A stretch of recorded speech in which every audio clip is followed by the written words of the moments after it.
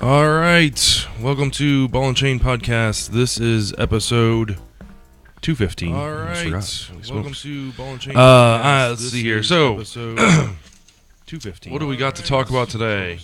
Actually, got quite a whole bunch. But before we do that, let's kind of introduce the show. This is a talk show that we cover video games, board games, I don't know, movies, TV shows, pretty much anything that we find entertaining. My name's Joe. I'm Moxborn again. This is Amanda. It's my angel. We're going to be talking about quite a bit. So, My name's Joe. I'm Moxborn again. We got a long This list is of stuff to Amanda. do. It's my angel. As you're We're going to be working talking about quite a bit. diligently. I'm No, you're fine. So, what have you been up to? We didn't podcast last week, so No, you're no, fine. we skipped So, last week. I'm what trying to have you been up remember. to? I'm pretty sure we did podcast. Did we Did we podcast last week? so- I don't think we did. I think we didn't. No, we skipped So, last week. I don't remember. We did. It was all political. We got all political. I think that was 2 weeks ago. I think we didn't. we skipped last week. I don't remember. We did. It was I don't all remember now. I think you're right. The last podcast we did was the political one, but I don't remember. Anyway, Anyhow, I don't remember. So what have you been up to lately? I think you're Working. right. The last podcast Working. we did was Lots of working. lots of working. Anyway. People wanting last minute stuff for So what have you been up Christmas. to lately? So for our new viewers that don't know, maybe this is their first show. What do you do? What have you been up to lately? So for Besides drink for wine. our Besides drink wine. viewers that don't know, maybe this is their and sit first here and show. talk and play What games do with you do? So for our It Besides still is drink weird to wine. say it, but I'm a photographer. maybe this is their first show. You're not just any photographer. You're a professional photographer. You don't just take pictures with your phone. Right. Right. Come on, market yourself, damn it. Well, I mean, it's just, yeah. I mean, people just taking pictures. Come with their phone, I on, wouldn't market think they yourself, would say damn it. that necessarily either, but. I don't know. Yeah. Nowadays, some people, if you've got something that has a camera on it, and just about everything nowadays has a camera on it, you might consider yourself. I don't know. I've Well, actually. people some can get people, decent. I mean, if you you've go and got get like something that has a camera on it, crop sensor, like and my just my about starter everything camera that I nowadays has had. a camera on it, you might consider yourself. I've actually- People can get a decent camera for Mm-hmm. a couple $100, and starter camera that I had. think that the equipment Makes the photographer. Right, exactly. Camera for, The stove does not make the chef. right. The funny thing is, I was watching a couple tech videos on YouTube, and Stove does not. back away. This was probably a couple months. That was probably about a month ago. I was looking for gifts for a photographer because I was trying to find something for you or whatever, Okay. and I wanted something that you didn't think you need or you didn't know about, and that's kind of damn near impossible just because of the amount of knowledge you have. But I stumbled across something that I don't think you need, but I found it really interesting. It's like an attachment. It's like this company that makes attachments for your phone, right? It's got like it just slides on your phone like a case would, and it has like a full grip for your phone, and it basically. Right, it's got like through the power of software, it like unlocks a whole bunch of like ISO options, shutter speed, things like this that your phone doesn't necessarily have. To make your It, phone like, more like a Like a DSLR, yeah, ISO or whatever they're called. Is it a DSLR or SLR or SDLR? One of those combinations. And I was like, oh, that's pretty cool. But the sad thing is, you can't have any type of case on your phone. right. It has to be a blank case. But it was interesting because the way they were selling it was like, oh, if you know someone that really likes a photographer that really likes Instagram and posting their pictures to Facebook and stuff like that, this would be great for them. I'm like, oh, okay, so photographers are considered Instagrammer. You know what I mean? Like if you're in Instagram, you're a photographer, kind of thing. It's like, but I don't know. I found the contraption pretty interesting, to say the least. in Instagram, you're a photographer. Okay, so lots of photography work done last minute, Yes. gifts and Christmas pictures. That's cool. Right, and people not realizing that there's like the photo time, but then there's also editing time, and then you got to send it to the people who Christmas pictures. who That's cool. print it. The so their print labs, shop, yeah. and they take time, and then shipping takes time. So it's not just like a, hey, yeah, Click I can and it's squeeze done. you, I can squeeze you in and get to the Labs. pictures. Well, they take time, and not if you want shipping prints or Christmas cards made. Yeah, I can Right, squeeze right, you. I right. can squeeze you going on. So yeah. So we got a lot to get into. Actually, Actually, a laundry list of things to get into. I don't know if we're gonna get to it all. But before we do, I do want to wish Poppy a happy birthday, because I know he's watching right now. If he's not, maybe he'll watch it on YouTube. But before we do, I do want to wish Poppy video on demand on YouTube. I know he's watching. But happy birthday, Poppy. We really appreciate everything you do. And the little man better be in bed. And the little man should be going to bed any moment now. We really appreciate because it's 10 o'clock.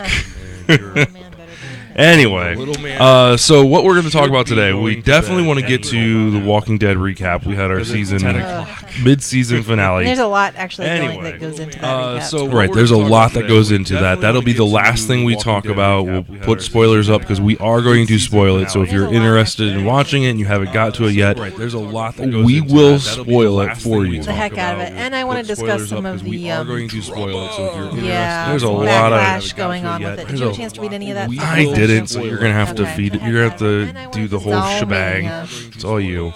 We're gonna talk about the Hearthstone expansion, which I was actually able to download and run a dungeon this just before we went live. Very cool. I'm really excited about that. I would like to at least touch on the new Pokemon Go update because I think that's a huge update. And if you haven't played it yet, it's definitely a good opportunity to get back into it. I got my first impressions of Assassin's Creed. I put about a good 6-7 hours into that, and then I also would like to touch on the video game awards. Those were last Thursday, so right after we recorded last week. If we did last week, I don't remember.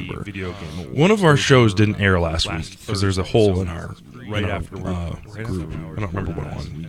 So what do you want to talk about first? One of our shows didn't air Hearthstone, Pokemon, Assassin's Creed, or video games? I don't know anything about Assassin's Creed or the video game awards. What do you want to talk about? Let's do Assassin's Creed first. So Assassin's Creed Origins. Let me pull up. I've got some gameplay footage for everybody. Let's do Assassin's Creed first. So Assassin's Creed Oranges. Assassin's Creed Oranges? No, Origins. There we go. Let me first preface this by saying I loved the original Assassin's Creed, the very first one, where it was you had the knife in your little gauntlet thing, and I think you had your sword, and that was it. I don't even think you had a ranged weapon. It was very much you were running and hiding. You hid in hay bales, and I think you also walked along with monks or hid in the crowd or something like that, if I remember correctly. I might be mixing 1 and 2 up because this it was a lot. I think I played the first. Oh no! But yeah, there was like the guys. I think the monks were in 2. And you could hide in hay bales or on top of the buildings. There's the little hut things that you could jump in and for some reason, they would track you to the roof and run across the roofs. But if they came across one of these little huts, they didn't look in the huts. Whatever. For some reason, they would track you to the roof and run across the roof. So I like the first one. The second one was pretty good. After that, I felt like it was the combat system was god awful, and I didn't like it one bit. It left it annoyed. I know, I watched you try to play one of them, and you got pretty annoyed with. God awful. You had to stay right with this guy, one bit, walking slowly with somebody who was talking to you. Yeah, and you were just make it a cutscene or let me leave because I think wouldn't it stop his talking or reset you to the beginning or something like that if you didn't stay with him. Yeah, I think, and actually I remember talking about that on the podcast. On a podcast, it's probably 100 episodes ago at this point. Right. But that was one of my biggest things is if I had to walk alongside this guy as he's talking. And if I got too far behind him, he knew I was there. He was talking to me. And if I got too far behind him, he wouldn't stop and look at me and say, "Hey, come on," and keep talking. No, he'd keep walking and talking. And then all of a sudden it would fade out because the memory would be lost or whatever, and you'd have to restart the whole process over again. And like, and my whole core was just make it a cutscene, right? Who cares? Like, why are you making me I know walk? how to walk. I know how to walk. I can't run. Right. Like, you're forcing me to interact with this thing on such a minuscule level, right? I know how to walk. I can't. I mean, it would be cool, like, if you were running and talking along the ledge of a building, and sprinting, some type of action scene or whatever. Right, like those like Uncharted sequences where you're escaping a building and you're having to like run a course. Exactly. Like This you're literally walking down an alley with people walking around you. Right. Like, I don't know. Anyway, back so jumping into Assassin's Creed Origins, the first 2 hours of this game are god awful. Right. They are the worst. It was to the point where I almost wanted to take the game back and see if I can get a refund, because I rented it for 3 days and I was like, nah, I'm done. This is terrible. But, and part of my issue was the combat system was god awful. It's the exact same combat system, and you were confined to these same types of weapons that hadn't been evolved, and this is like the 10th iteration. So at this point, I can accept it in game one. Like, okay, I can get through with I can block and attack with my short sword or whatever, and if I can sneak up on somebody, I can jab them with my wrist blade thing. But one of the issues here is, like, we're 10 games in. Like, I should be able to play this game how I want, right? This is a game about being an assassin and the origin story of where these assassin clan came from, and this is a game about being an assassin. It just was like, I really don't want to play with this sword anymore. Like, I want to be able to play with my type and play it my way, right? So lo and behold, once you get like into the game, you can actually, it's almost like a Fallout Light, where you can pick from multiple different types of weapons. You've got like huge, two-handed swords. You've got dual wielding swords. You can do a sword and a shield. You can do a huge pike. I mean, there's a lot of different weapons. You've got a couple different ranged weapons to pick from. You've got a couple different types of bows that you can pick from, which is pretty sweet. So you have one, the first bow you start out with, you draw your arrow or whatever, and you can hold it, and the longer you hold it, the more powerful the shot is. And then you get another bow that's kind of like a rapid fire bow, right? If you hold it, he just sits there and he's just pulling arrows all over the place, and it doesn't deal a lot of damage, but it's quick and it's just rapid fire. It's like if you're firing into a crowd, for instance, you want to hit a couple different people. You know what I mean? And it's just rapid fire. But overall, like, the weapons and the playability of the character is a lot better. Dual wielding the swords was a lot of fun. That's really kind of what I was looking for. I didn't get to a point where I could have the gauntlet sword knife thing. I don't know if that's in the game or not. Basically, as you play, you unlock these different abilities, and all the abilities that were in the original one, I guess probably actually in the series, are unlockable. So like, you can play this game literally how you want, right? There's 3 different trees, skill trees to pick from, and they cross over. Once you get to the edge of one tree, it kind of branches off into the next.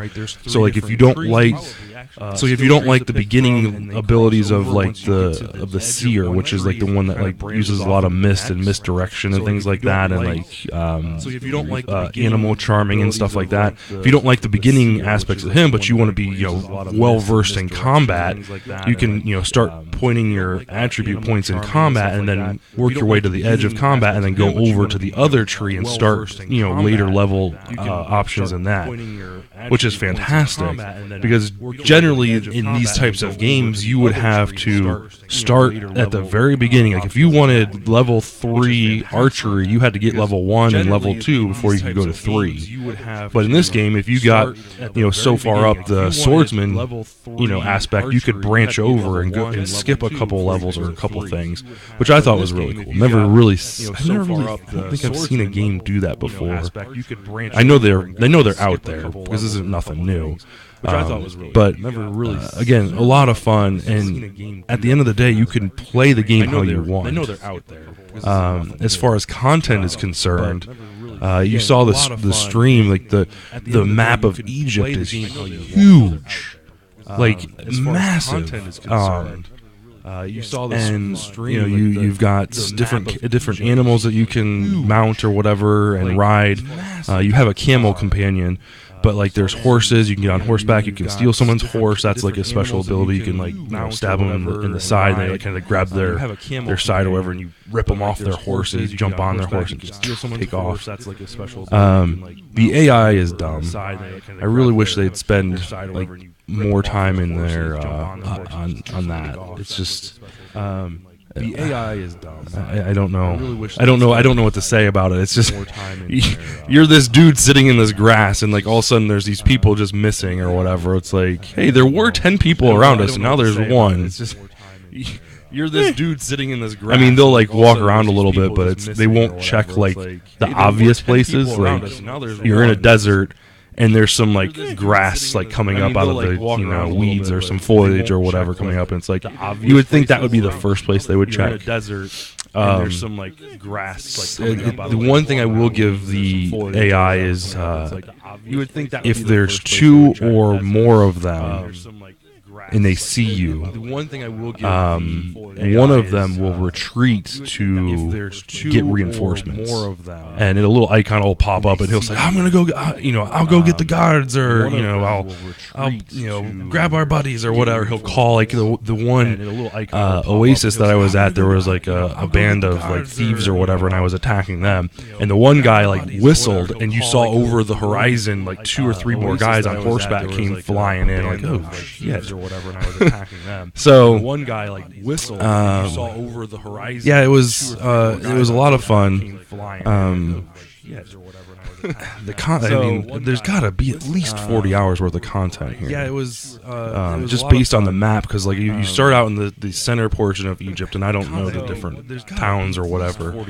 But basically, there's got to be 15 different like little subsections of this map to do things in. It's got different story quests, different side missions. If you just want to do straight side missions, the quest lineup is really sweet, where it tells you like what the main quest is, and then if you've got side quests and what they are, what level they are, what recommended level they are. I mean, it's a lot like Fallout. A lot. The weapons are all based on a certain mechanic or a certain damage DPS.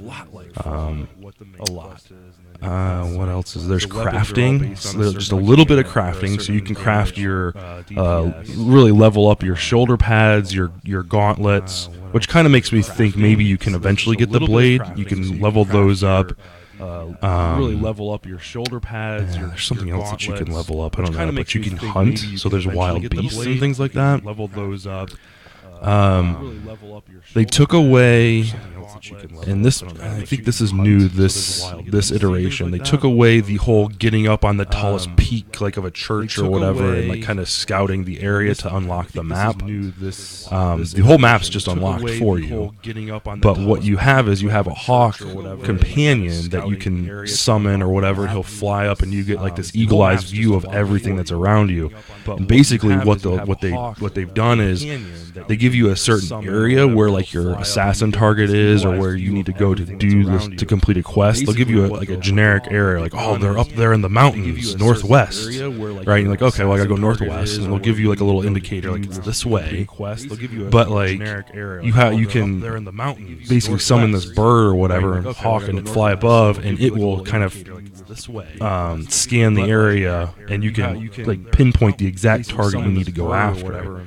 So like one of the first missions you get is you have to scan the area. You have to collect this blacksmith's hammer, anvil, and tongs or whatever. Because forgive me, the Templar, the version of the Templars, the bad guys, have confiscated them because he felt like they were making weapons for the Magi, which are the assassins. So he confiscated them, and he needs them back to continue making weapons to feed his family and all that stuff. So like you go over to this certain area where the camp, where he points to where the sergeant is or the commander is, and you shoot your bird up or whatever, and he flies over, and you see like like, oh, there's his weapons, but there's 2-3 guys kind of guarding them. So you kind of have a layout of what you got to do. And, your bird up or whatever, you can flies over and you see like really go at it anyway. I mean, you can go in, sword drawn, blazing, killing everything, or you can kind of do the stealth mode kills and all that stuff. So, I mean, I think you'd like it because you're really kind of into the stealth mode, like rogue type of mode, where you're going and dual wielding and just kind of stabbing people in the back and pulling them into the weeds and the stealth mode, all that stuff. And the crafting, I think you'd enjoy. But at the end of the day, I think if you would have asked me in the first 2 hours, would I recommend this for $60? I'd say hell no. But after playing, for additional 4 or 5, like, I just seen the scope, like in the there's random events and things like that. Like after playing, I think it's worth $60. Like, so, seeing the scope, like in there's random events. Trying to think if there's anything else. I think it's worth $60 that I miss. I think that's about it. Yeah. But again, I mean, this is kind of like, this is basically the origin story of where the assassins came from. So they weren't technically called assassins; they're called magi. So it kind of gives you an idea of where they're coming from. This is basically the origin story of where the assassins. The premise of your character is lost in the first 2 hours of the game. Like, you really don't know too much about what's going on. But there's like this one cut scene, and you'll know it when you see it because your son's involved, and there's something tragic that happens, and it's out of your control. Now that's when you kind of start to see like where your character is coming from. But like I said, the first 2 hours, you don't get any backstory. You don't know who you are. Like and you don't even know like if you don't know like the origin story of Assassin's Creed, where you're living memory, you're reliving memories from the past as like a present character, you would have no clue what that was going on. Like, there's no mention of it. There's the Animus, that project and all that stuff. Like, they don't even mention that stuff until you get like pretty far into the game. So yeah, I recommend it. It's definitely, you can't rent this game. There's no way. Like, you can get into it, but you're not. This is a $60 game. If you can pick it up for $40, definitely pick it up. It's well worth it. No multiplayer whatsoever, but I think there's enough content in there to pick it up It's well worth it. No multiplayer whatsoever. Pick it up for $40 or $60 or whatever. And I know they're coming out with additional content, so highly recommend it. Just realized I did not hit record on the audio part of our podcast. That sucks. I know they're coming out with additional. All right, you want to talk about some Hearthstone or Pokemon Go? Just realized I did not hit record on what do you want to talk about? Part of our podcast. Pick one. Pick one. You're falling asleep. You need to pick one. I know. You pick for me. Let's talk about Pokemon Go. Pick one. Okay. Okay. What do you want to talk about Pokemon Go? Well, I believe you wanted to talk about the update. Let's talk about Pokemon. Yeah, I did. Pick one. Okay. So Gen 3. What do you want to talk about Right. Pokemon Go? Well, I believe you wanted to talk about the update. Gen 3 came out. Let's talk about Pokemon. Yeah, I did. I'm kind of disappointed. So Gen 3, right? Which I guess it's not really Pokemon Go's fault. It's just how Pokemon is. There's really no evolutions from our previous list of characters. Yeah. Again, not Niantic or Pokemon Go's fault. That's just how the Pokemon universe ran. That there weren't really any continuations. Right. Gen 4, from what I've seen, there's a decent list that I got. We'll have quite a few. There'll be a couple new Eevee evolutions for Gen 4. Gen 4, from what I've seen, there's a bunch of other characters that evolve. But as of right now, these are going to be pretty much all new characters. There are 135 new Pokemon. Which I really feel like I'm not seeing that many new ones. Do you get that feeling as well? I get that feeling as well. I really do. And I don't know if some of that is based because of the weather. I get that feeling as well. Thing. That might have something to do with it. I'm not sure. I mean, the weather thing. That's another update. Okay, so another update is the whole weather thing that we're talking about. You will now see in the bottom right-hand corner when you're playing Pokemon Go a little weather icon. It might be like a partly sunny or a cloudy or windy with a little kite. Extreme weather. Or like the exclamation point. Yeah, it was extreme on my way home today. I don't really know why. Armageddon. There were a couple flurries, and yeah, But what's it's weird- like cold. But what's weird is it has a snowing weather part. So like, I'm not sure what triggers the extremeness. Right. It might be maybe it's cold. Maybe the temperature. I wonder if it's the temperature.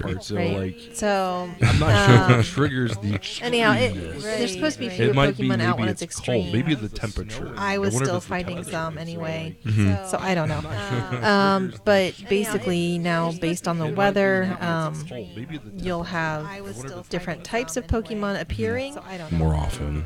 Right. You'll also have boosts to your Pokemon that are of that specific type. Like for their attack, right? Yeah. More often. Right. You'll also have You get Stardust boost too from them. right the like ones a- that you catch that are of that type. Like You for get their starter. Attack, right? Right. Excuse me. And they're You get on your Stardust screen when boost, it's too, out from 'em. because of that, like when it's affected by the weather, you see a little like white spinny circle underneath it. Right. So it indicates, so if you've got two different Pokemon and one of them's being affected by the weather, you can see the little spinny thing. So you know, like, so okay, if I if it's capture. if it's Right. So it indicates, so I if think you've got Sunny, two there- I different think fire Pokemon and one of types them's and then a being couple other affected by the ones. weather, you Right. can see the little spinny thing. So you know, like, So okay, if I if it's capture. cloudy or windy the other day was dragon and a couple some like two others. But at any rate, There's a couple it's pretty different. neat too because you'll see like the little gusts of wind on your screen, or you'll see snow or rain. So your little mini map There's a couple does different. look because you'll see like the little gusts of wind different when you're catching your Pokemon. It'll show snow on the screen if it's snowing. There's a couple Does different. look because you'll see and things like that. So that's kind of just a neat little. I think update. it's really cool. It'll show. It's snow very on the screen if immersive. it's snowing. Yeah, a lot more so. I haven't noticed a difference in day versus night. I think it's really cool. As far as what It's comes very out, immersive. just Yeah, pretty much a lot the more partly so. cloudy or clear slash sunny, I think it's really cool. windy, as far as what comes out, snowy, just pretty much and like the adverse. Right. clear Um, slash sunny. So yeah, The other thing that's new is you have battle groups now.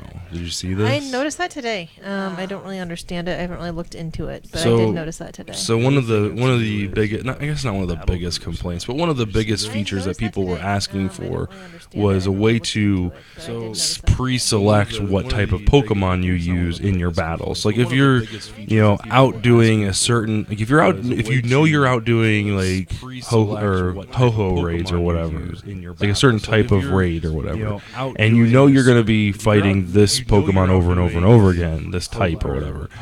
You want to be able to select what you feel is your best options for this. Your quick attack guys, elemental type thing, like resistance and double damage and stuff like that. So you can pre-select. You can have up to 5 groups.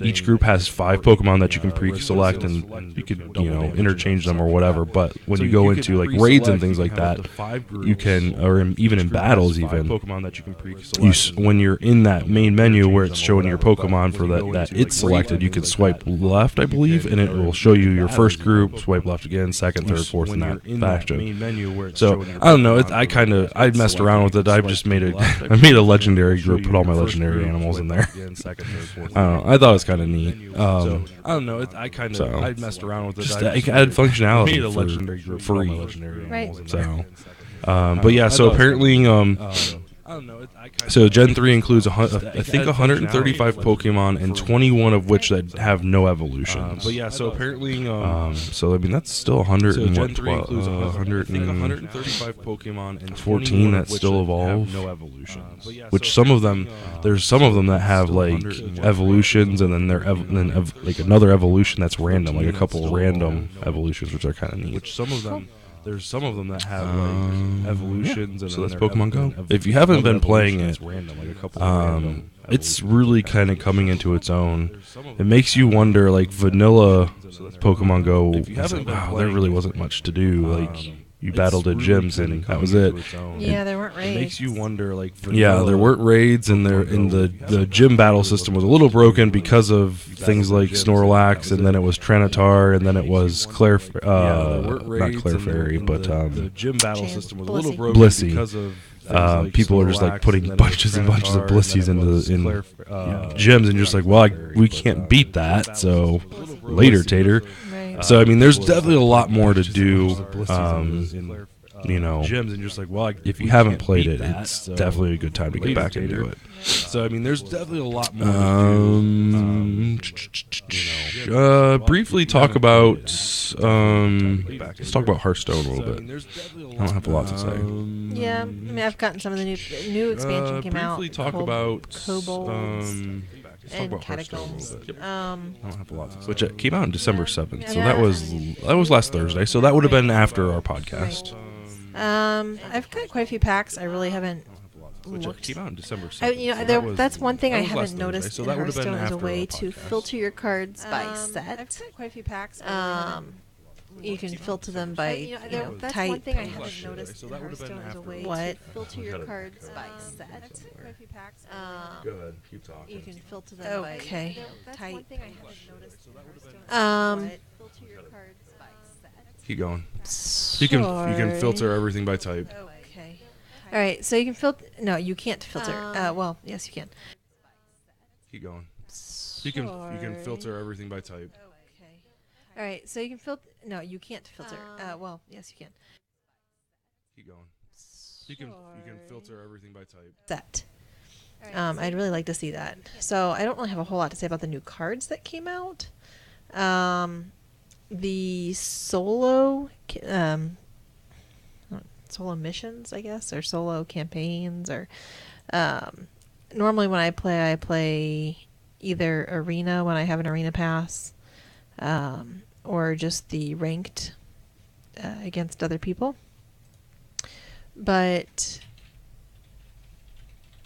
every once in a while there'll be a new solo thing that comes out that you need to do to get cards, and this time they had a dungeon, and I really enjoyed the dungeon. There are, whenever you go into it, there's different dungeon bosses, they call them. They get stronger and you get stronger each time. So I think you start with 15, like the very first battle, the dungeon boss has like 10 health and you have 15. And it goes up each one you beat. The really cool thing about it is you're starting with a pre-constructed deck. You're not building your deck, but after you beat a boss, you get to pick, I think, like 3 new cards. And it's like a set. So it might be the taunt set, the legendary set, and then something else. So say you really want to focus on having taunt creatures, you can pick that taunt set. Every so many dungeon bosses, you also get like a passive ability. Yeah.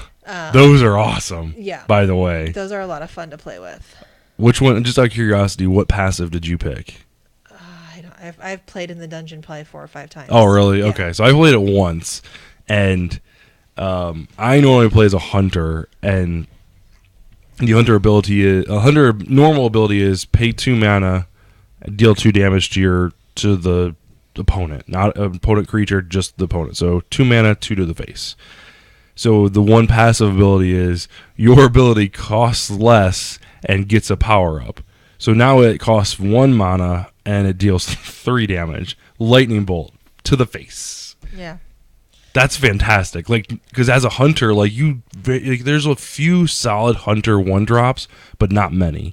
Like, very rarely will you have something to do, but this gives you something to do. And 3 damage every turn is fantastic. I think one time I had one that allowed me to draw like 2 cards at the beginning of the game or something like that. I think so. I got to choose between that one and then the one that made my enemy's creatures cost 1 more.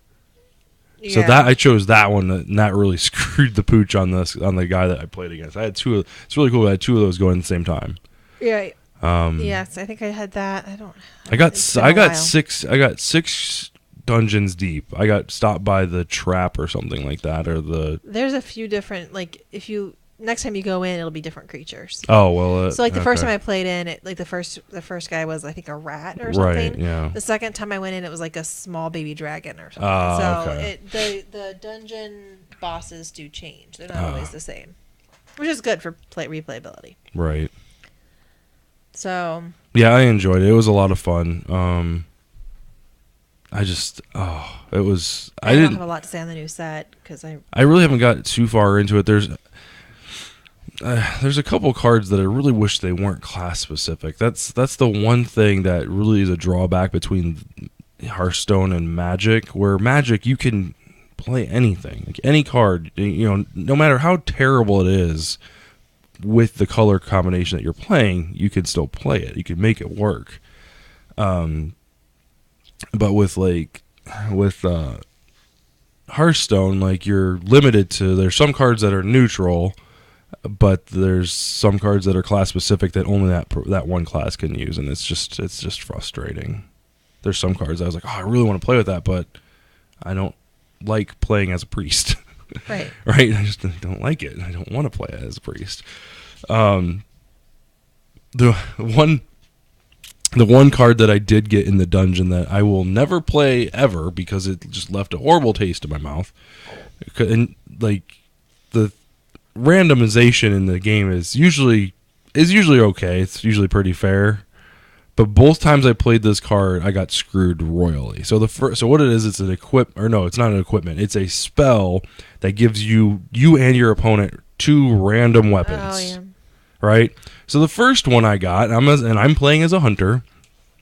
The first one I got was mine was destroy any frozen creatures at the end of combat. Mm-hmm. But it doesn't freeze anything itself, and I don't have any way to freeze anything. Right, so it's useless. And then the other guy got the weapon. It was like a 2 or 3 attack with 2 defense, and when the axe broke, it went back to his hand. So he just had like a repeatable like 3 damage every time. I'm like, man, come on, no. Yeah. Then the second time we did it, it said whenever it had something to do with dragons, I think. Whenever you summon a dragon, like adapt or something like that, and I was like, well, I don't have any dragons in my deck, man. Like, come on. Right. I don't know. We kind of got screwed on that. So anyway. But yeah, just something else that's kind of a new thing to do that's fun. Yep. So okay, let's switch gears. We're not going to talk about the video game awards. Yeah, that's fine. We'll go right into The Walking Dead because I know that's what you want to get to. All right, so and I repeat, if you do not want to be spoiled for The Walking Dead, please, this is your time to turn off the microphone or turn off the station. It's not worth it. Don't listen. I appreciate it. Visit our website or visit our YouTube page, youtube.com/72DPI online. Get subscribed. We really appreciate it. You can watch us live every Wednesday. Twitch.com or twitch.tv/72DPI. We'll see you guys later, and let's talk about some Walking Dead. You ready? Yeah. So let's start the beginning and work our way to the drama. All right. So not a lot happened. Let's talk about the drama. Not a lot happened. A lot that went down. It was a 90-minute episode, mid-season finale. Right. Won't be back till I think late February. It was like February 20-something. Season 8, episode 8. Right. So basically, we're following the all-out war arc currently in the comics. Our characters, our people, Rick and Alexandria and all our 3.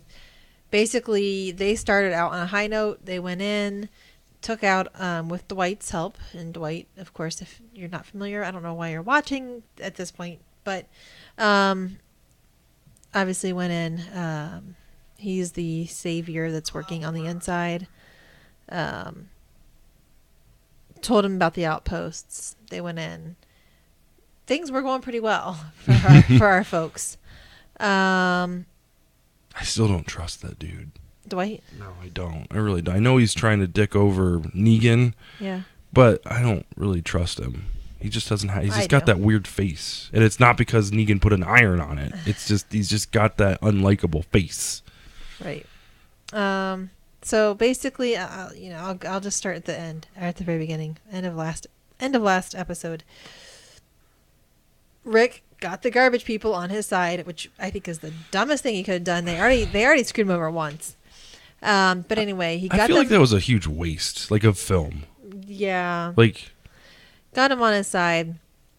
After being went to yeah, go ahead. Sorry. Went to the sanctuary because he was supposed to meet everybody. Everybody was supposed to converge back at the sanctuary. You know, they've got all the zombies, that horde, swarming the sanctuary. They've cut them off from supplies. They're supposed to be in a very desperate situation currently. So Maggie is supposed to be en route. The king and Carol are supposed to be en route, and then Rick. So Rick gets the garbage people and goes to the sanctuary to meet with everybody to hopefully have them surrender. He gets up on the sniper tower to take a look and see what's going on because he can't reach his people by radio walkie, and sees that the horde's gone. there's no zombies. There's been a garbage truck rammed into the side of the building, and they're gone. No zombies. Comes down from the tower and gets swarmed. You know, the people in Sanctuary start shooting at him. Right. And all the garbage people just ran away. They just ran away. That was the end of it. You got screwed over. Somehow your plan didn't work. Right. We're out of this. Yeah, I think the leader of them said something like not like the pictures or something like that. Right. Like, so like that's why I think like in the last episode, like how it was just a huge waste of time. Right. Like they really didn't play any type of role other than capturing Rick, stripping him down, throwing him in a dumpster for what seems to be a couple hours in the day, and somehow he works up this huge massive sweat and he's just like, oh my god, this is terrible. Well, because he was in the little confined space out in the heat for like an hour. But if you're in an enclosed car for an hour out in the heat, you're gonna die. But I don't know. Anyway, suck it up. Oh my god. Anyway, it's not like he had any clothes on. I'm sorry. Anyway, don't be mad. Okay. So anyway, so obviously, who else do we have? Obviously, the reason that the zombies are gone. Last episode, again, I don't know if we discussed this or not. I don't remember if we had a podcast. Daryl, Tara, Rosita, Michonne, some of the group decided that they wanted to take matters into their own hands and finish this off sooner. So that's why they rammed the garbage truck into the side of the building, let all the zombies in. That was their plan. Right. And it did work. It worked. It did work. They all go back. They see, oh, the zombies are there. And they go back to Alexandria and think that we won! Right. We won! Little do they realize that there was enough firepower in the sanctuary. And, oh, sorry, go ahead. So, really, the way that the sanctuary is set up, the heads, like the head people, are all up on this upper level, and they can see down, like on these catwalks. Mm-hmm. You've got this one entrance where the zombies are filing through. They're just bottleneck. There's a bottleneck at the door, and there's only a couple staircases up to the catwalk, so they're bottlenecking at those stairs. So, they lost a good number of people, a good number of workers, like little peon people on the first floor, but they're able to shoot them and kill them. And you do find out later this episode, they ask how they escaped, and it sounded like Eugene did do something that got them out of there. Which I feel like we're going to get that story. I don't know, because they messed with time a little bit in the first part of this episode with the Eugene and Negan and all them having the conversation or whatever at the table, and then that was last episode. What? I know. I'm just saying, like, this season, that's happened this season, so I feel like the second half of the season might have that. We might get that information. I hope we do, because I really want to know what he did, how they got out. But oh man, this scene, like this whole premise, like of Daryl and Michonne and the other two ransacking going through with their plan, it makes me feel like they're the villains, because that's what a villain does, is they go through and they complete their master plan. They capture the good guy. They tie him up. They light the floor on fire, and then they walk out the door. And 10 minutes later, they're off doing other things, and the hero's like, "Oh, look here! I've got a fire extinguisher, and now I'm free." But I think that's what we're supposed to see. I mean, we've even seen, and this is another thing that I guess occurred this episode. Carl, right? You see him last episode in episode 4. Actually, this kind of started even back at the beginning of the season. They had encountered this guy on his own, and Carl wanted to approach him and try to help him out. The guy had no food or water, and Rick was like, "No, like we can't take in strangers." And I don't trust him because he's brown, is what Rick was like. That's what Rick was saying. Anyway, so Rick fires into the air. I mean, he wasn't going to shoot the guy, I don't think, but just to track his zombies to the guy. Episode 6, Carl does go back out and helps him and says, this is. We do find out that this guy is out there killing zombies to release their souls because that's what his mom wanted to do. Right. And Carl mentions in there, sometimes we need to show. We carry on the legacy of our parents because his mom would have wanted to save people. Right. And I need to show my dad that not everybody's bad. You don't need to kill everybody. And it's been mentioned by a few different people in this season. I think like even Jesus mentioned when he took those saviors hostage instead of killing them all. Like we can't just kill them all. Right. Like after this war is done, what are we all living for? If we kill off everybody in the world and it's just us, like yeah, that's not how I want this world to be. Let's get the leader. These people are working they're just working for him. Like right. That doesn't mean that they're technically evil. Technically, if you think about it, the workers that are at the sanctuary are probably on par with like the kingdom and the hilltop. They're just working for Negan.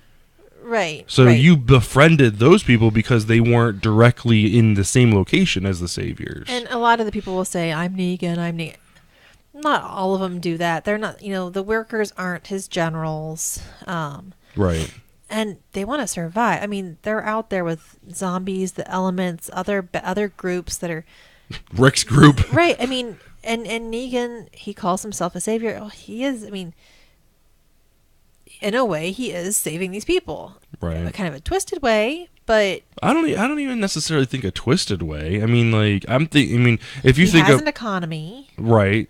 He's got shelter. He has a system. He's got defenses. He has people. And if you play by his rules, exactly, you'll be okay. He has a system in place that makes our group look like they're just shooting from the hip. Right. And I think Carl really kind of announces that, like when he's towards the end of the episode when he's kind of standing over.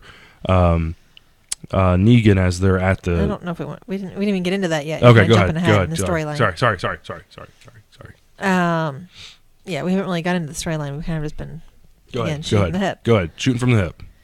So anyway, I don't even know where the heck we were, what we were discussing. We were talking about Negan and his generals and us like being villains and all that stuff. Yeah, which has nothing to do with the story, which we're trying to get into. Anyway, so Rick is at the sanctuary. The garbage people run away because he's getting shot.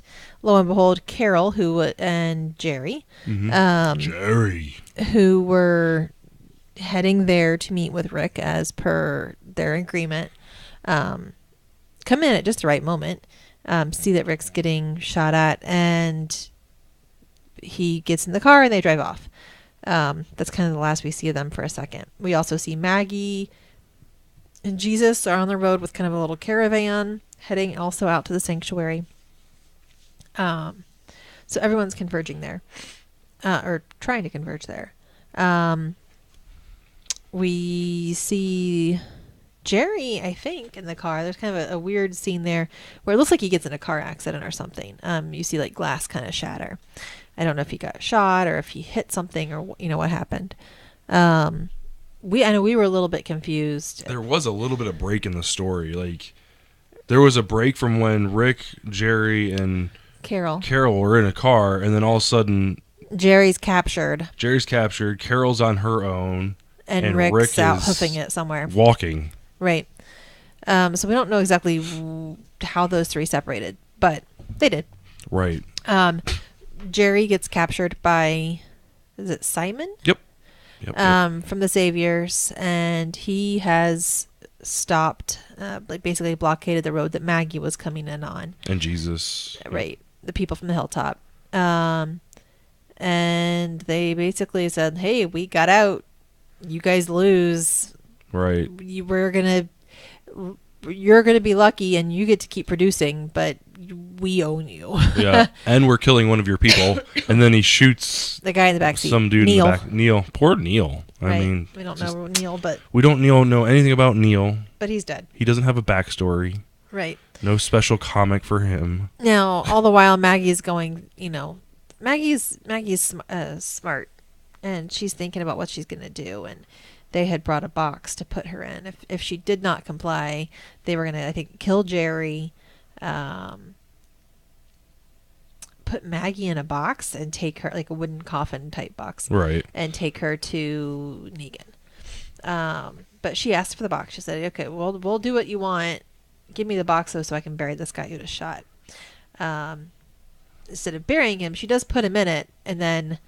no, I don't think she even put him in it. She goes back to the hilltop, and in a very non-Maggie way. Out of character, just right, blows. Ends up killing one of her hostages because she did the people that Jesus brought back. She did put them in a pen, basically to use as hostages in a situation where they could say, "Hey, we have your people. Release ours if need be." So. Right. So she does go and just kill one of the guys. I think she says an eye for an eye, but we're not even close to being done, or we're not even close to being even, or whatever. Something, yeah. She puts him in the box and inscribes on the top like we have 38 more or something like that. 38 more where this came from, right. or something. And puts it out where they're gonna find him, so that they know that they didn't kill all their people. They still have some, and they can use them against them.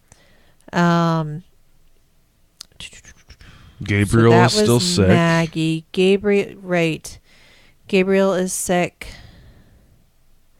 Eugene is having a huge crisis. Yeah, he's battling. Yeah, he's inner battle, like to the 10th degree. Right, and he did decide to go ahead and help Gabriel escape with the doctor. Right. So the doctor basically said, Gabriel, you're not going to make it if you leave, because he's pretty ill. Again, we don't know how all of a sudden he got ill. It's kind of strange. Yeah.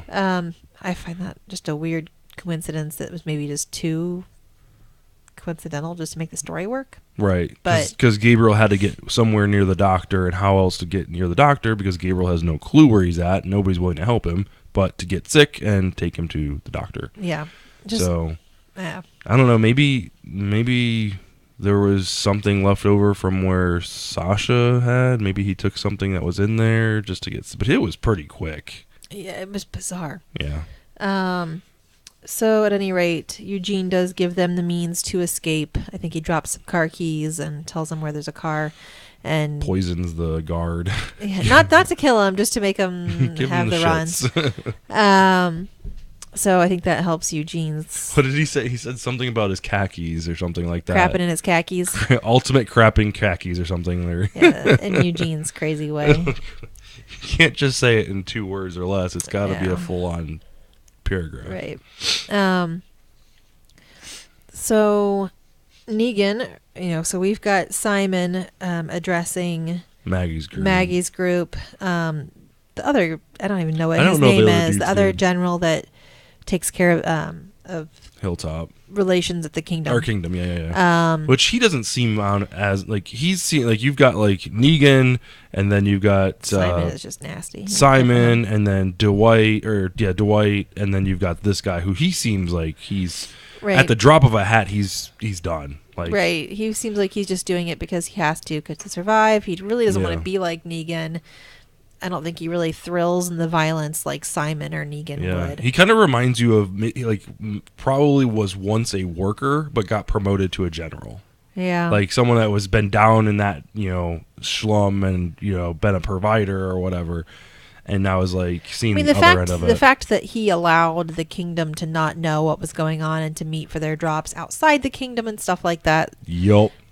He's been pretty lenient. Yeah. I'd say. Now some of the guys that went with him, not so much. But and it kind of makes you wonder if Negan knew about that handshake between them. I don't think he did. I don't know that Negan necessarily cares, so long as you're producing. Right. Yeah. I guess. Yeah, he's a bad dude, and he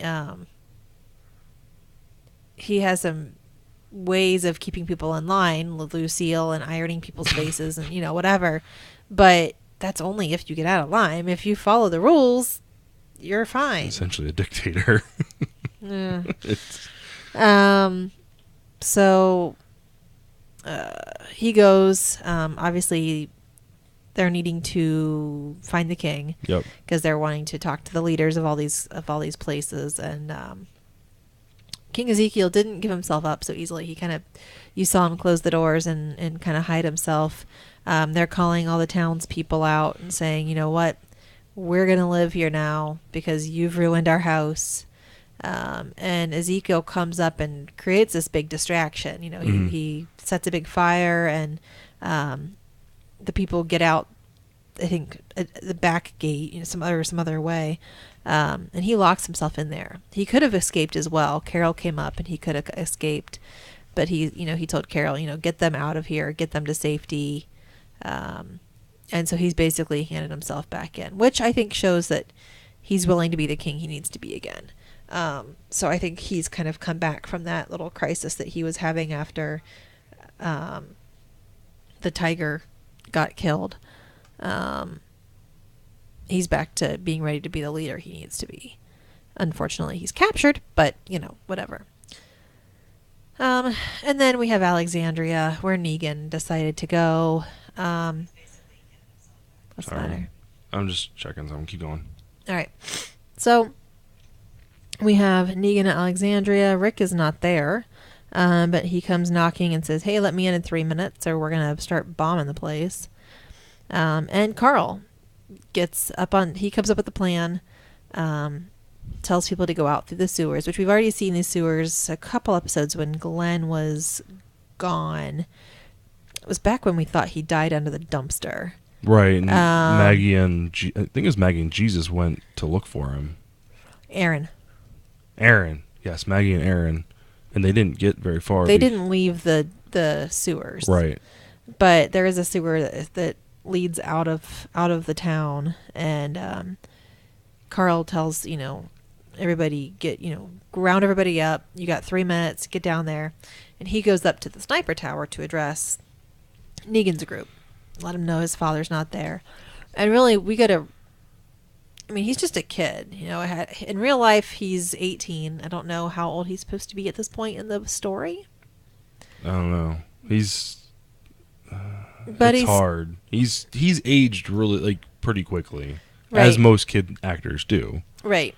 But at any rate, he's still a kid. Granted, he's had to grow up in the apocalypse, which I'm sure would age you. You don't get to have a childhood really so much. But he tells Negan, "Look, it doesn't have to be like this. We're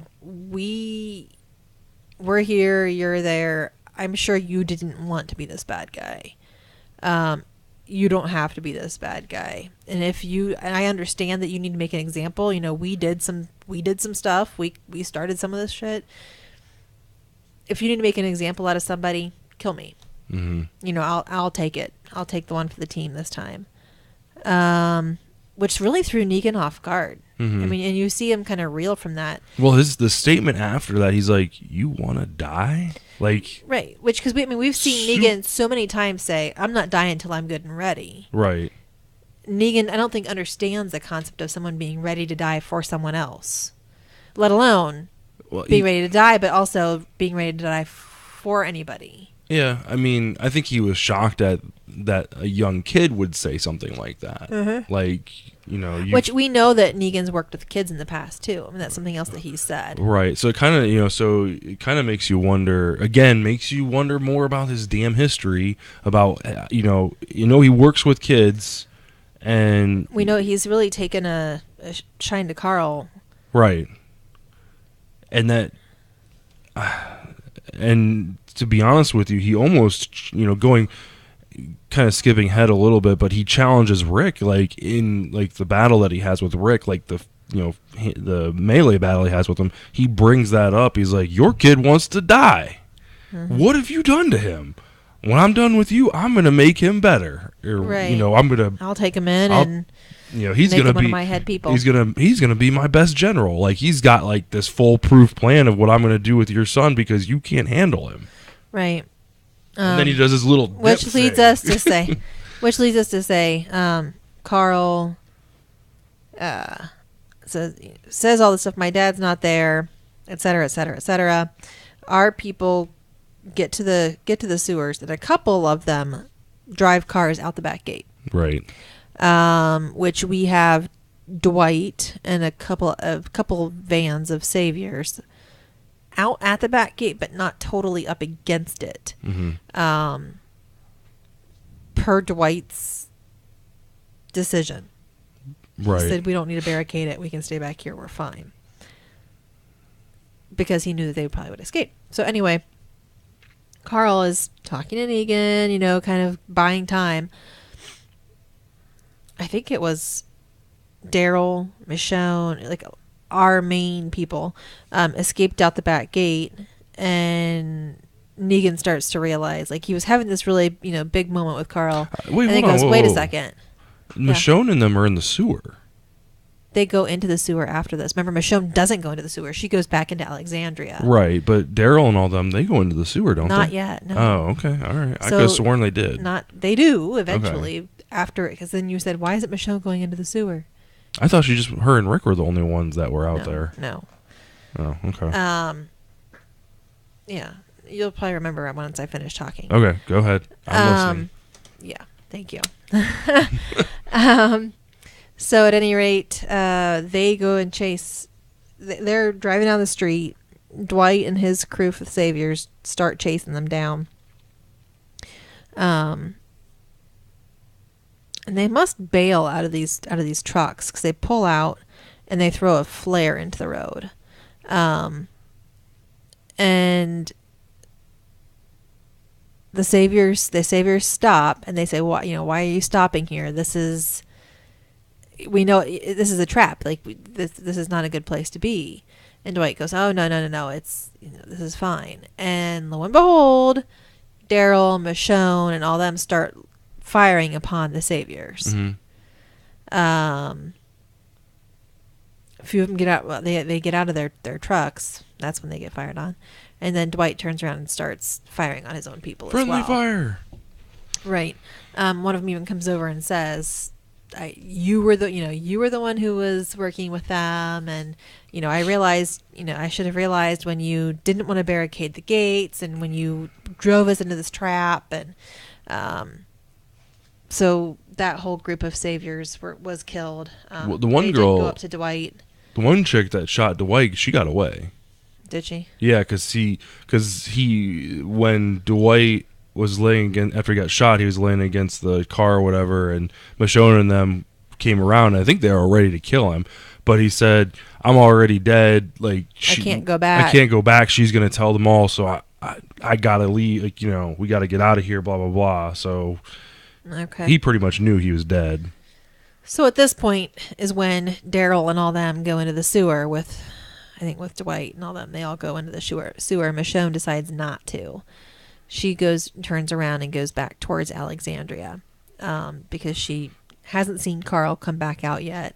All the while, basically from the time that the vans left Alexandria, they've been launching these grenades in, and everything's exploding. We saw the church explode. We saw houses explode. Carl's trying to get out. You see he's sending up smoke bombs behind him to try to keep himself, I think, covered. Also, they kind of slow the saviors down, so they don't just like all roll in and just clear out everything. It slows them down. Right. So he does get to the sewer grate and goes down. Negan comes in. He decides he's going to go wait in Rick's house for Rick to come home, but go blow up every other house is what he tells his people. Yep. And so it's pretty much it's really sad and hard to watch because you've kind of grown. They've been in Alexandria longer than they've been anywhere else, and you've kind of grown to know like the city, and they have these houses that are beautiful, which is kind of hard to come by in this world. It's a good system. I mean, they have farmland, solar panels, refrigeration, power, running water. Doesn't seem so apocalyptic. Right. It seems like their own slice of heaven, and they've got a pretty good defensive wall. What was the guy's name? Mac or something like that? Rick? Or no. Who's the guy that built the walls, that designed the walls? Reggie. Yep. Reggie, did an excellent job like barricading the walls. They've got plans to expand the walls out. I don't know if they've done that yet or whatever, but yeah. So it's really sad and kind of hard to watch this being totally destroyed. But Rick does come back, and there is a fist fight that ensues. He even gets his hands on Lucille for a minute. And Rick comes barreling out of the window. And that whole little confrontation is when Negan kind of talks about Carl. Right. And kind of like spills his guts, like I want him as mine. Like, you suck as a father. Yeah, basically. So obviously both men survive. Yeah, we don't know if Negan got shot or not because Rick did get a shot off. No, but I don't know. You see Negan come out of the house and he goes, "Damn." Oh yeah, but I don't know if he got like nicked or whatever. So you don't know. It doesn't. We don't know that. Okay. But then Rick and Michonne head into the sewers where everybody's waiting for them. He's pretty emotional as he comes down and he sees his kids like in the distance. Right. And it's really a neat shot down here because just the lighting is really cool because they're all sitting huddled. All of whoever's left from Alexandria.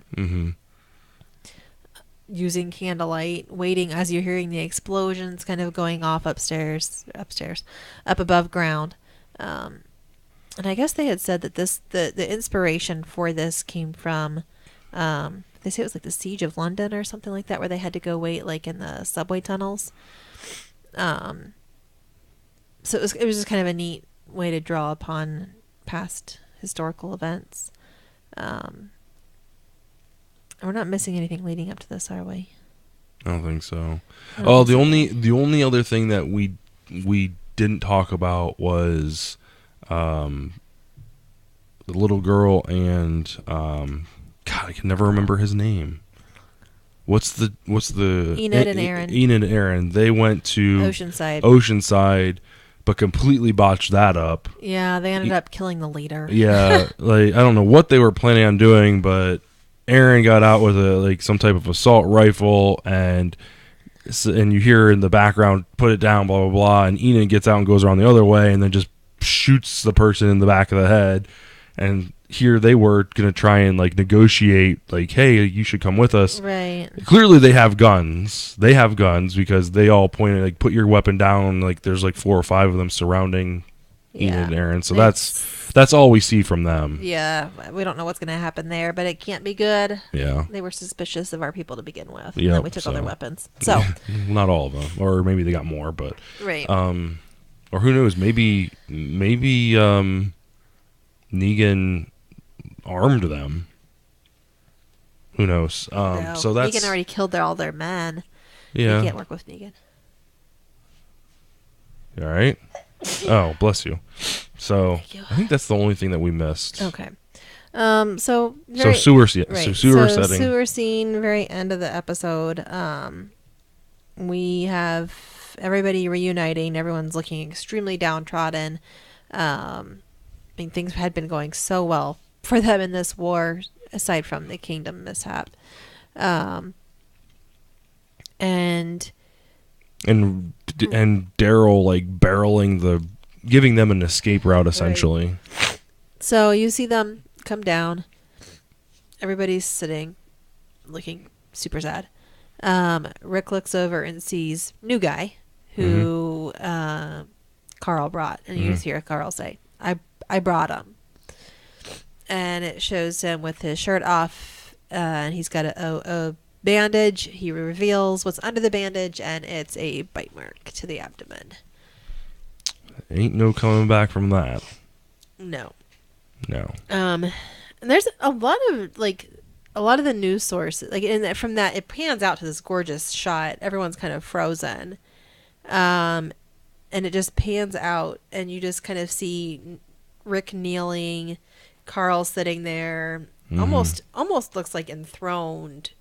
It's very biblical. It looks very biblical. Yes, just the lighting and it's very. It's neat. a really good shot. Like, I'm impressed with how. And the thing is, in Talking Dead, they were Scott Gimple was talking about how the producer and the writer had this vision of what it looked like, and like this is, like, we couldn't have gotten it any better. And I would agree. Like just the solo light. You've got. Sitting right next to the bite mark. You've got Carl holding his shirt up, and like Rick, you can see Rick is staring dead at it. It's just like he just doesn't know what to say. He's got a little bit of like, not like crazy Rick, like my wife just died, I'm gonna go on a zombie murdering spree, but he's got a little bit of like a shake to his head or whatever. Like, it's a really powerful scene. Right. And yeah. So we know that he's been bit, and we do know that it happened when what was it, last episode when it was episode 6. So it was 2 episodes ago. So what? Maybe a day. Maybe it's been a day has passed. I think at least a day. At least a day's passed since he's been bit. There's no like cauterizing the wound. Like, you can't cut off your abdomen and just be a chest and arms. And, that doesn't some work. people said maybe he's immune. Maybe we'll find out. No, Gimple said we're going to see this play out as bites have played out in the past. So we did get confirmation that his last episode will be the mid-season finale or mid-season premiere. And that episode is going to be huge when it comes to our characters, Rick, and apparently Negan too. Like, it's gonna be a very pivotal moment in the series. Right, and it's drawing a lot of criticism because it is such a huge departure from the comic books. Right. In the comic books, Carl is still very much alive, and he's been set up to kind of take over. Like, at least in the comics, he's the future of everything. Right. When Rick either dies or retires or whatever, he's set and poised to take over Alexandria. Right. Which is sad because in the show, even Carl says, "This is my story." And that point, you're like, oh my God, like, yes, like, he's going to take over and he's safe. Right, this is future Carl talking, telling us about the past and kind of what some of the fan theories have been about that. Right. Yeah, he does say that to Michonne or somebody, I think. Yeah, he tells it to Michonne because Michonne doesn't want to go through with the plan that he has. Mm-hmm. And he's like, no, this is my story. I'm responsible. We're doing this. Like, you told me that. Like, so. Right.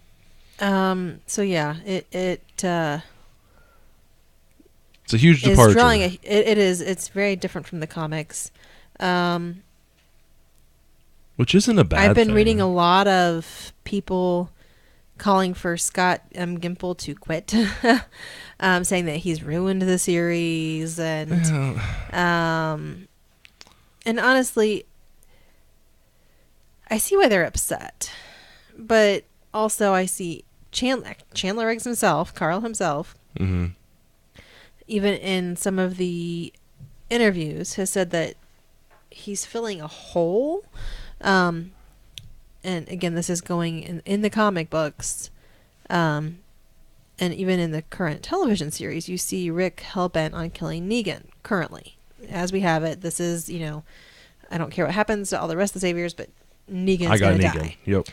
And then in the comics, there is a time jump, and Rick has Negan imprisoned in Alexandria. Like, Alexandria gets rebuilt after this happens, because some of this does happen in the comics too. But Alexandria gets rebuilt, and Negan is in prison. So somewhere in this time jump, Rick has a change of heart from wanting to kill the guy to imprisoning him. Mm-hmm. And what Chandler Riggs has said is, we've seen him be a little more humanitarian in this season, wanting to save I can't think of the other guy's name, but saving him, and he even has said a couple times, like I think we mentioned it earlier this episode, we can't kill everybody. What are we doing this for if we're, we can't go killing everybody. Not everybody's a bad guy. And so next episode, from what I've been reading from his interviews, will be a lot of Carl talking to his dad and using his death as a way to influence his father into his way of thinking. Sadiq.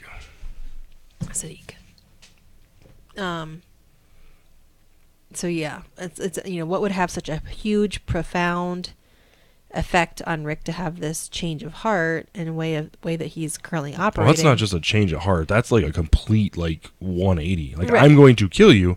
Nah, not so much. Like, so I can see why they went this route. Because Carl's death will provide an impetus for Rick to change his behavior, and his whole life path will change because of he'll want to honor Carl's memory. Are we going back to Farmer Rick? Oh no, I don't like Farmer Rick. Yeah, sounds like it. Crap. So I take issue just a little bit with them choosing to use Carl as the quote-unquote scapegoat to make this time jump happen. I feel like that with Carl dying, it's almost like a waste of... It's not a waste, I don't want to say. Like, he was the future of Alexandria, or the future of the group, and I don't know. I just don't think it... I don't like the way it pushes... I don't know. I really liked his character, I guess. And Chandler Riggs does such a good job playing that character.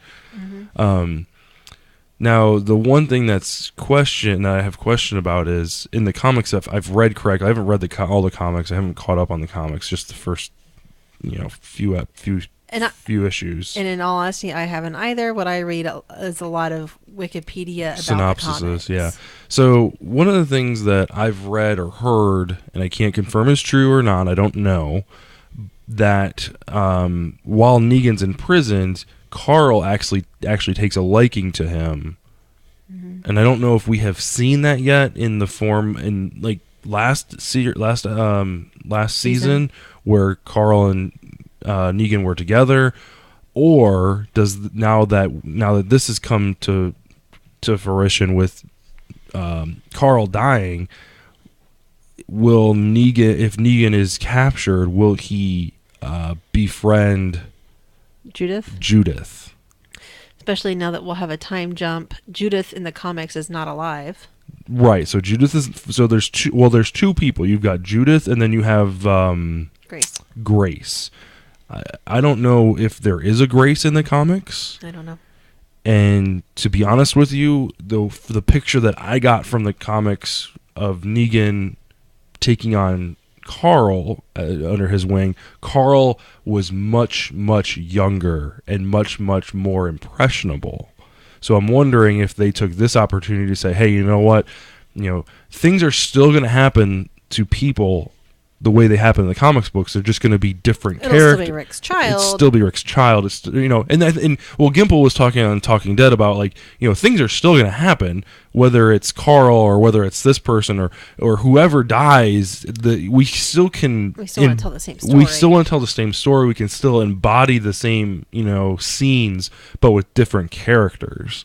And I think I'm like, you know, that makes me wonder, like, okay, so maybe Chandler was too big, or maybe Carl was, you know, grew up too fast in the series, and they're like, okay, well, if he's not as impressionable as, say, like a younger Judith who's only 1 or 2 years old or whatever. She looks like she's 3 or 4 at this point. I know.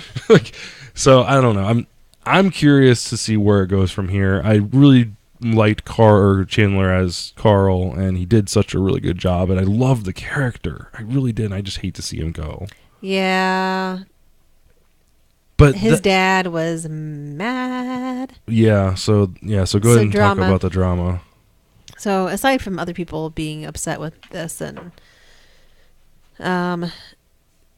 Chandler Riggs' dad went to Facebook and was posting on there that he never trusted Scott M. Gimple and AMC, and that it was so hard to see his son be fired a few days before his 18th birthday. Is it really considered fired, though? I mean, I don't know. And that's what he used the term fired, so you kind of wonder if there's more to the story as far as what happened. Or there's another reason that he got wrote off the story. It's so weird because, like, every time, and that kind of makes you wonder, because every time that you see interviews and, like, Talking Dead, like, everyone's like always such a huge praise, and it just kind of makes you wonder if all those things are shallow, and maybe Chandler Riggs is a huge dick. I don't know. I mean, or there could have been something else. We don't know. I don't know. But at any rate, and he also mentions the fact that AMC and Gimple and them had come to them and mentioned that they wanted Riggs for another 3 years. Right. And then they went and reneged. So, like, Chandler had just bought a house at the location where they shoot this. Right. They kind of had uprooted and changed everything with the plan of staying. Should have got a contract then. Like, you should have got that written down. Right. His contract ended, I think, 2016. Oh, God. Yeah. I don't know.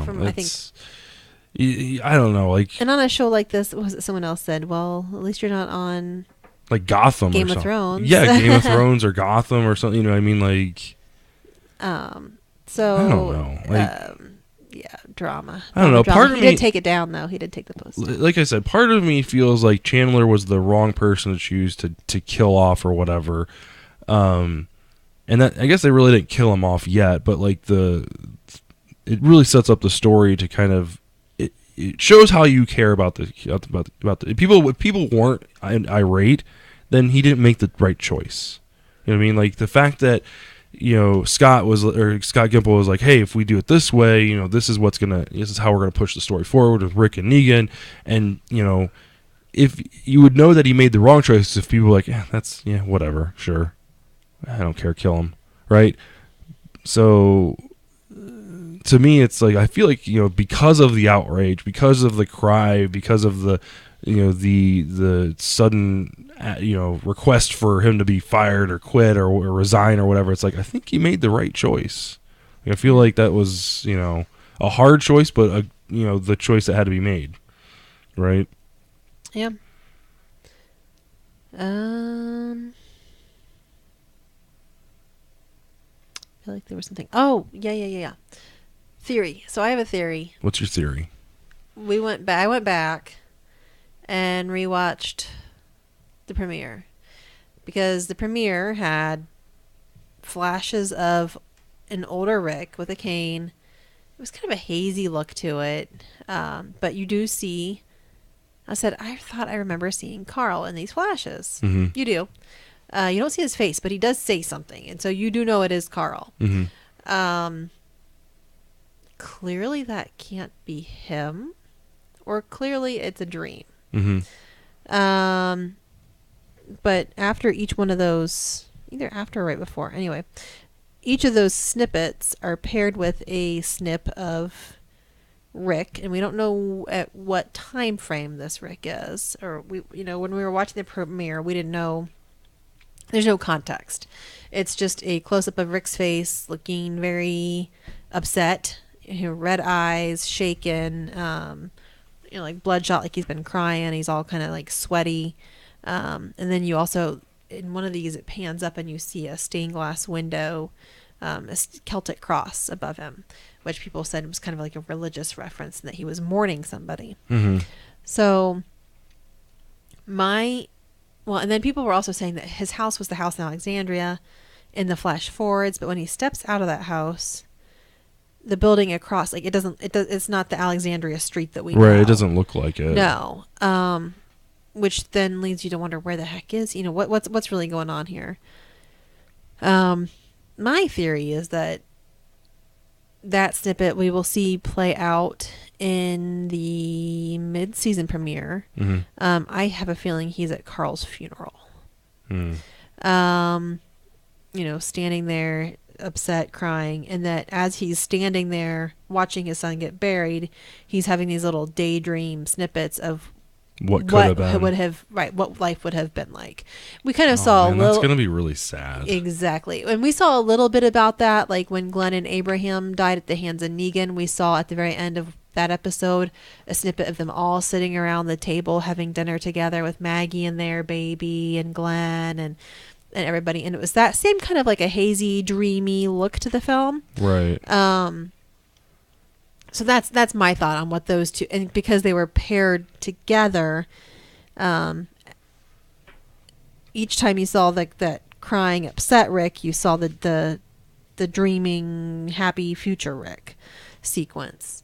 So that's my thought on that. No, that's a good good theory. I like it. I feel like I can. Because I don't think that was the last we're going to see of that hazy moment of Rick's. And the crying. No. Mm-hmm. They came back to it 4 or 5 times in that premiere. I have a feeling we'll see it again in the mid-season premiere. And it will, right. That's my thought. Cool. Yeah. So that was, and we looked up the viewership, and this is just from the Nielsen group. So like take it with a grain of salt. But the series is on a decline as far as viewership goes, but I feel like it's still, like, the storytelling is still really good. Like, Negan is a fantastic villain. The group is, not completely vulnerable or invulnerable. Like, this last couple episodes is definitely, a perfect example of that, where they have this grand master plan, and then individuals in the party are like, oh well, I'm gonna go do this, and I'm gonna go do this, and I'm gonna do this, and and I think it seemed kind of scatterbrained, but the biggest departure from that was when Daryl and Michonne and the other two, I can never remember their names, Rosita and Tara, decided to ransack the you can see that they're not all in the right state of mind. Like, some of them just feel the need to go off on their own, do their own shit, and just screw everything up. Yep. But I don't know. I'm still, like, on the edge of my seat every week. Great writing, great acting, great cast. Yeah, it's gonna be good. This next episode is gonna be excellent, I think. So, sorry. It's all good. All right. Nothing like some zombie sound effects. Right. Anything else you want to talk about before we head out? I don't think so. All right, guys. Well, thanks for watching. Again, apologize for the audio issues at the beginning of the episode. Oops. Let's see here. Double checking our YouTube page, youtube.com/72DPI online. Leave us a comment. Make sure you get subscribed. We're at 17 subscribers. I'd like to get up to 25 before the end of the year. It's my goal. 25 subscribers. Yes. Shut Lofty. up. It's very... Shut up. I'm just trying. If you would like to watch us live every Wednesday, you go to twitch.tv/72DPI online. All of our shows go live on that channel. And then you can also follow us on Twitter. It's at BC Podcast. And then tomorrow we have the Laundry Day stream, which I preemptively posted that we would be playing Player Unknown Battleground, which we will not be playing because there are Download only. It's download only, which I'm not against download only. I am against some of the other things that the developer has done to the game. So we will not be purchasing that right off the bat until mostly the frame rate improves. I apologize, but I'm not buying a game that runs at 30 frames a second when my Xbox 360 did that. We didn't spend $500 on a brand new console for you to run your game at 30 frames a second. A first-person shooter at that. That makes me so sick. Sorry. It just makes me sick. So I will be playing something else. I got to figure out what we're going to be playing. I thought about getting Cuphead. That's an inexpensive downloadable game that's all hand drawn. It's like a side scroller, like shoot 'em up kind of game. Wasn't there a musician like from high school, like Buckethead, that wore like a KFC chicken bucket on his head or something? That sounds familiar. Yeah, it really does. But I think you'd like it's Bizarre. a Anyway. coach co-op game, so it might be kind of fun for the two of us to play. Eli would probably get a kick out of it, so maybe we'll pick that up, and Eli and I will play a little bit of it tomorrow night or something. I don't know. We'll see. So no Player Unknown Battleground tomorrow night. We'll play something else. So cool. All right, guys. Thanks for watching. We'll see you guys next Wednesday, and have a great night. See ya.